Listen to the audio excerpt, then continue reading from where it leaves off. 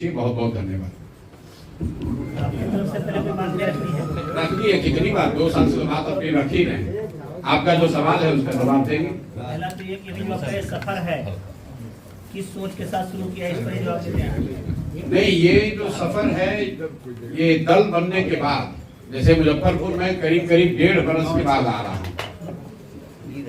दल बनने के बाद हम लोग यहाँ पर व्यवस्थित तरीके से वापस आकर उन साथियों से मुलाकात नहीं कर सके हैं, मिल नहीं सके हैं और ज्यादातर समय यहीं से साथी जाते हैं, पटना में बैठकों में कार्यक्रमों में हिस्सा लेते हैं। तो पिछले कुछ दिनों में दल के वरीय साथियों के बीच में चर्चा रही है कि जब मैं बिहार सत्याग्रह आश्रम में पूरा समय दे रहा हूं तो कुछ दिन वहां से निकाल कर जिलों में अनुमंडल में जब दलगत स्वरूप जो बन गया है उसके साथ जाकर जुड़ूं, पब्लिक से वार्तालाप करूं, लोगों से कार्यकर्ताओं से मिलूं, उसी के तहत मैं यहाँ आया हुआ हूँ।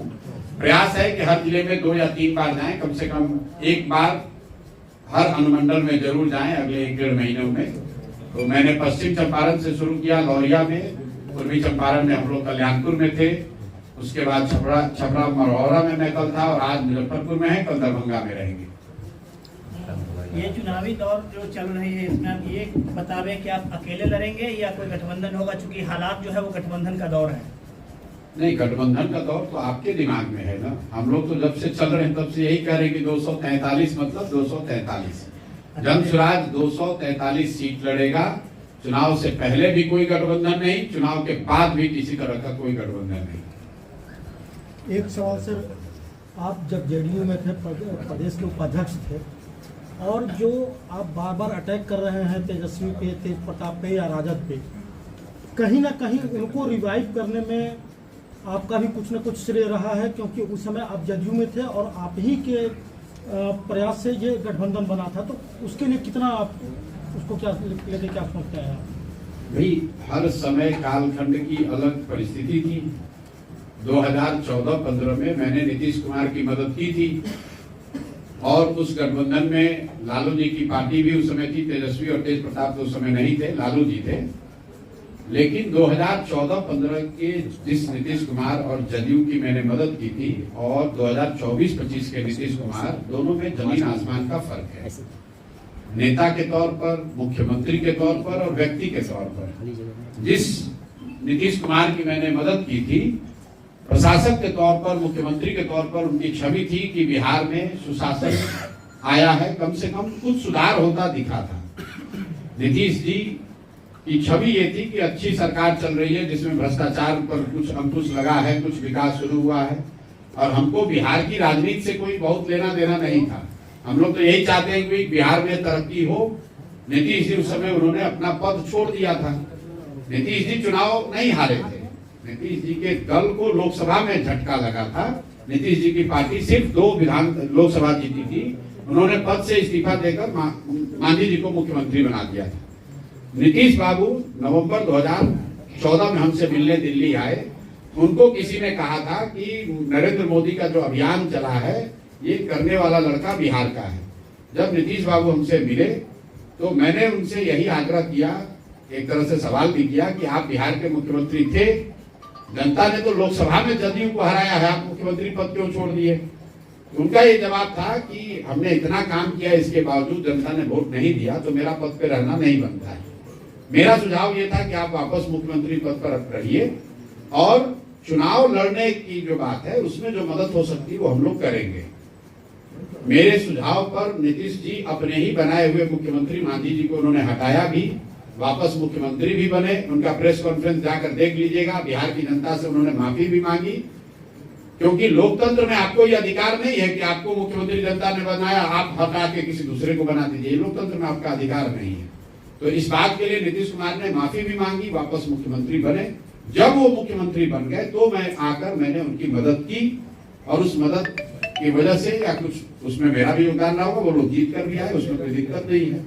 लेकिन आज जो नीतीश कुमार की सरकार है उसको करीब करीब लोग लालू जी के जंगल राज से भी बदतर मान रहे हैं। लोग बता रहे हैं कि लालू जी के टाइम में अपराधियों का जंगल राज था, अब आज जो नीतीश कुमार है ये अधिकारियों का जंगल राज है। दूसरी बात, नेता के तौर पर जिस नीतीश कुमार की मैंने 14-15 मदद की थी वो नीतीश कुमार थे जिन्होंने गैसन पश्चिम बंगाल में एक रेल दुर्घटना हुई थी। नीतीश बाबू तब रेल मंत्री थे। इन्होंने अपने पद से इस्तीफा दिया, वाजपेयी साहब ने इनका इस्तीफा मंजूर नहीं किया। तो नीतीश बाबू का पब्लिक स्टेटमेंट है, जाकर देख लीजिए। इन्होंने कहा कि मेरे पद पर रहते हुए अगर 200 से ज्यादा लोगों की मृत्यु हो गई तो मैं कैसे पद पर रहूंगा। आज वही नीतीश कुमार, कोविड में हजारों लोग उनकी दुखद मृत्यु हो गई और नीतीश कुमार घर से बाहर नहीं निकले। अंतिम जो राजनीतिक मोरालिटी की बात है, 14-15 में नीतीश कुमार चुनाव हारे नहीं थे, लेकिन फिर भी राजनीतिक मोरालिटी के आधार पर पद छोड़ दिया था। आज नीतीश कुमार 2020 में चुनाव हार गए हैं। 243 के विधानसभा में उनके 42 विधायक हैं, तो चुनाव तो हार गए हैं, लेकिन फिर भी कोई ना कोई गठबंधन बनाकर, कभी राजद का लालटेन पकड़कर, कभी भाजपा का साथ लेकर पद पर बैठे हुए हैं। तो जिस नीतीश कुमार का विरोध हो रहा है, ये वो नीतीश कुमार है जिनकी राजनीतिक मोरालिटी खत्म हो गई है, जिनके सुशासन का जो तकमा लगा हुआ था वो कहीं हट गया है, और सिर्फ उनकी प्राथमिकता आज कुर्सी पर बने रहना है, इसलिए उनका विरोध कर रहा है। एक अंतिम बात समझ लीजिए कि लोकतंत्र में, 1 मिनट खाली समझ लीजिए इस बात को। आप लोग ये जो सवाल करते हैं कि पहले मदद के थे, भाई लोकतंत्र में सपोर्ट, समर्थन, वोट 5 वर्ष के लिए है। चुनाव तो 5 वर्ष पर होता है ना। तो आपने एक बार जिसको वोट दे दिया, फिर जीवन भर उसी को वोट देते रहिएगा। लोकतंत्र में ये कहा गया है कि आपका जिस नेता पर, विचार पर, दल पर भरोसा है, उसके साथ खड़े होइए, उसको वोट दीजिए।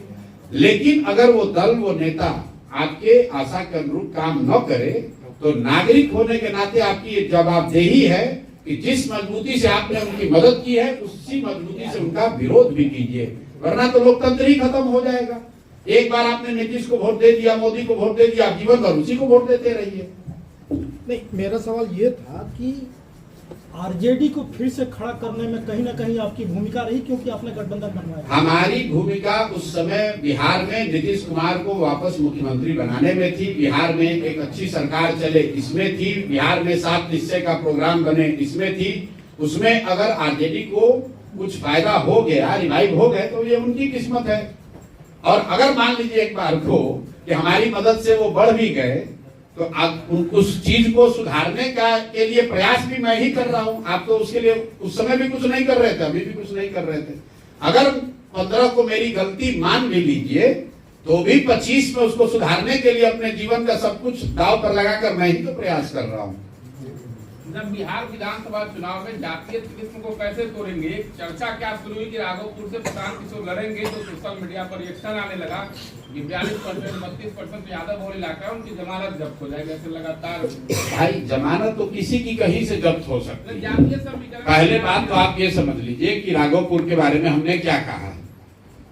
हमसे सवाल पूछा गया कि आप क्या चुनाव लड़ेंगे, तो मैंने कहा कि पार्टी से ऊपर कोई नहीं है। पार्टी अगर तय करेगी कि मुझे चुनाव लड़ना है तो चुनाव लड़ेंगे। पार्टी अगर तय करेगी कि राघोपुर से लड़ना है तो लड़ेंगे चुनाव, चाहे जमानत जब्त हो, जीते हो, तो बाद में तय होगा ना। और कोई भाई जाति का सवाल पिछले 2.5 बरस से बोलते बोलते हमारे कंठ में गांठ पड़ गया। मतलब मुजफ्फरपुर से जो आपके सांसद जीत कर गए हैं, उनको वोट पड़ा है कि मोदी जी को वोट पड़ा है? लोगों ने तो मोदी जी के नाम पर वोट दिया है। तो मोदी जी के जाति का कितना आदमी बिहार में रहता है? जो मुसलमान साथियों ने राजद को वोट दिया है, क्या वो लालू जी के जाति के लोग हैं? भाई बिहार में भी उतनी ही जाति है जितना आंध्र प्रदेश में है, कर्नाटक में है, गुजरात में है। ये आप लोगों ने एक धारणा बना ली है कि ऐसा लगता है कि सिर्फ बिहार में ही जाति है। क्या वोकालिका लिंगायत कर्नाटक में इंपॉर्टेंट नहीं है? क्या क्षत्रिय और पटेल गुजरात में नहीं है? खम्मा रेड्डी आंध्रा में नहीं है? मराठा कुंबी महाराष्ट्र में नहीं है? आप कितनी जगह की राजनीति का अध्ययन आपने किया है? कोई ऐसा राज्य नहीं है जहां जातियों की थोड़ी बहुत प्राथमिक बहुलता ना हो, उनका महत्व ना हो। जब आप राजनीति कर रहे हैं तो समाज में जो भी बात है वो राजनीति में भी दिखेगा। समाज में जाति है तो राजनीति में जाति दिखेगी, समाज में भ्रष्टाचार है तो राजनीति में भ्रष्टाचार दिखेगा, समाज में हिंदू मुस्लिम सांप्रदायिकता है तो राजनीति में भी दिखेगा। इसका मतलब ये थोड़ी है कि कोई राजनीति में प्रयास नहीं करेगा। आपने एक रोडमैप तैयार किया होगा, पॉलिटिकल रोडमैप तैयार किया होगा कि बिहार का डेवलपमेंट आप कैसे करेंगे, वो रोडमैप क्या है आपका?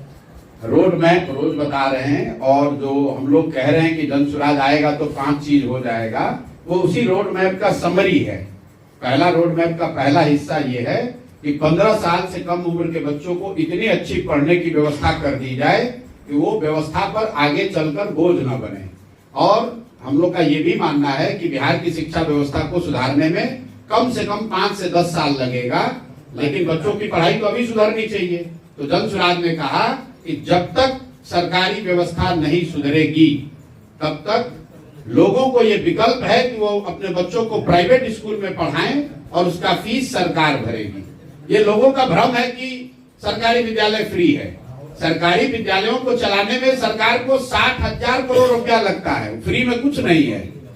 अगर सरकारी विद्यालयों पर 60,000 करोड़ रुपया खर्च हो रहा है और उससे 60 विद्यार्थी भी पढ़कर नहीं निकल रहे हैं, तो उसको सुधारने की जरूरत है और साथ साथ लोगों को विकल्प देने की जरूरत है कि आप प्राइवेट और सरकारी में जो अच्छा लगे वहां पढ़िए, पैसा सरकार आपको देगी। ये आरटी के प्रावधान में लिखा हुआ है। जो राइट टू एजुकेशन का बिल आया यूपीए के टाइम, उसमें ये लिखा हुआ है कि जहां पर भी सरकारी विद्यालय नहीं है वहां सरकार की जिम्मेवारी है कि प्राइवेट विद्यालय का फीस सरकार भरे। तो ये चीज हम लोग पहली बात कह रहे हैं। दूसरी बात हम लोग ये कह रहे हैं कि जो व्यक्ति युवा है, जो एक बार अब स्कूली शिक्षा से ऊपर बढ़ गया, अब यहाँ शिक्षा व्यवस्था सुधर भी जाए तो उसकी दशा नहीं सुधर सकती है, अब वो वापस जाके पढ़ नहीं सकता है। उसकी जिंदगी सुधारने के लिए जनसुराज कह रहा है कि हम उन्हें पूंजी मुहैया कराएंगे। पूंजी कहां से आएगा ये भी मैंने बताया कि अगर बिहार में बैंकों का सीडी रेशियो 40 से बढ़ाकर 70 कर दिया जाए तो करीब करीब 2.5 लाख करोड़ रुपया एक्स्ट्रा पूंजी लोगों को हर साल उपलब्ध हो जाएगी। तीसरी बात हम लोगों ने कहा कि यहाँ के किसानों की स्थिति को सुधारने के लिए मनरेगा को कृषि से जोड़ा जाए ताकि किसानों को मजदूर फ्री में मिले, मनरेगा के तहत मिले, वो अपने फसल में अपने खेत से बेहतर प्रोडक्टिविटी हासिल कर सके। चौथी बात हम लोग महिलाओं के लिए कह रहे हैं कि आपको सरकारी गारंटी पर बैंक से कर्ज दिलाया जाएगा जिस पर सिर्फ आपको 4% सालाना ब्याज लगेगा। इसका मतलब क्या है कि बजट से सिर्फ 6,000 करोड़ रुपए के खर्चे पर करीब करीब 1 लाख करोड़ रुपया का लोन यहाँ के महिलाओं को, युवाओं को दिलाया जा सकेगा रोजी रोजगार के लिए। और अंतिम बात हम लोग क्या कह रहे हैं कि 60 वर्ष से ज्यादा उम्र के हर और महिला पुरुष को 400 के बजाय 2,000 रुपया मासिक पेंशन दिया जाएगा। दिव्यांग और विधवा उसमें शामिल हैं। हम लोग जो 5 बात बता रहे हैं इसका बजट भी बता रहे हैं, कहां से पैसा आएगा ये भी बता रहे हैं और पूरा उसका प्राकल्प बता रहे हैं। ये नहीं कह रहे हैं कि हम आएंगे और 2,500 रुपया सबको दे देंगे। मान लीजिए कि अभी आरजेडी ने कहा कि हम आएंगे तो सारी महिलाओं को 2,500 रुपया देंगे। अब सबके पास मोबाइल है, उसमें कैलकुलेटर है, जरा जोड़िए। अगर बिहार में रहने वाली 6 करोड़ महिलाओं को, अगर बच्चियों को हटा भी दीजिए तो करीब 5 करोड़ महिलाएं होंगी। 5 करोड़ महिलाओं को अगर आप 2,500 रुपया महीना देंगे तो एनुअल बजट आएगा करीब करीब 1,55,000 करोड़। बिहार का योजना बजट जो है वही है 1 लाख करोड़। 1 लाख करोड़ के योजना बजट से आप 1.5 लाख करोड़ रुपया कहां से पैसा दे दीजिएगा? तो पहले से मालूम है झूठ बोल रहे हैं, लेकिन ना आप सवाल पूछ रहे हैं ना वो जवाब दे रहे हैं। इसमें कोई गुणागणित नहीं है। बिहार का बजट है 3 लाख करोड़, उसमें योजना मद में अवेलेबल बजट है 1 लाख करोड़, और आप कह रहे हैं कि एक योजना में 1.5 लाख करोड़ रुपया देंगे। तो पहले ही ये स्वीकार कर रहे हैं कि आप गलत बोल रहे हैं सबको, और कोई सवाल नहीं कर रहा है। एक दूसरा सवाल, जैसा कि आपने मनरेगा की बात चर्चा की है, मनरेगा में जो वेज रेट जो है वो अब काफी कम हो गया है बनस्पत मार्केट के। उनको 245 रुपया अभी भी मिल रहा है, मार्केट में उनको 400 से 500 के बीच में मिल रहा है। एक बार फिर से पलायन काफी तेज हो रहा है मजदूरों का, इसको लेकर क्या प्लानिंग है? देखिए, ऐसा है कि पहली बात तो आप ये समझिए कि ये जो थियोरेटिकल बात आप लोग बताते हैं कि बिहार में मजदूरी 300 रुपए है और मनरेगा 245 है, बिहार में आज भी 80% लोग, फिर से लिख लीजिए इसको, 80% लोग दिन में 100 रुपया नहीं कमाते हैं। 100 रुपया नहीं कमाते हैं। कहां 245 रुपया कौन कमा रहा है यहाँ? अगर 245 रुपया कमाएंगे तो प्रति व्यक्ति आय यहाँ पर 75,000 होना चाहिए। प्रति व्यक्ति आय बिहार में 34,000 रुपए है। अगर पटना और बेगूसराय को हटा दीजिए तो प्रति व्यक्ति आय यहाँ पर 25,000 रुपया से कम है। तो ज्यादातर लोग 100 रुपया दिन का नहीं कमा रहे हैं। जहां तक आपने बात कही कि मनरेगा में 245 है, अन्य राज्यों के मुकाबले कम है। केरल में मनरेगा का रेट अभी 700 रुपया कर दिया है और यहाँ पर 245 दे रहा है। उसकी एक वजह यह है कि मनरेगा का जो यूटिलाइजेशन है बिहार सरकार का वो इतना कम है, पिछले वर्ष में 39%। तो 100 में 60 रुपया तो हम लोग दिल्ली से लेकर ही नहीं आए, और जो पैसा आया उसमें 40% कमीशन कट रहा है, वो आप लोग को हमसे बेहतर मालूम है। अगर मनरेगा का जो बिहार का पूल है उतना पैसा ले लिया जाए और उन मजदूरों को बेकार का ये मिट्टी काटने और एसेट क्रिएशन के नाम पर उनको बंदरबाट न किया जाए, किसानों को एलोकेट कर दिया जाए, तो किसान तो उन मजदूरों का उपयोग करेंगे, उससे उन मजदूरों को पलायन नहीं करना पड़ेगा।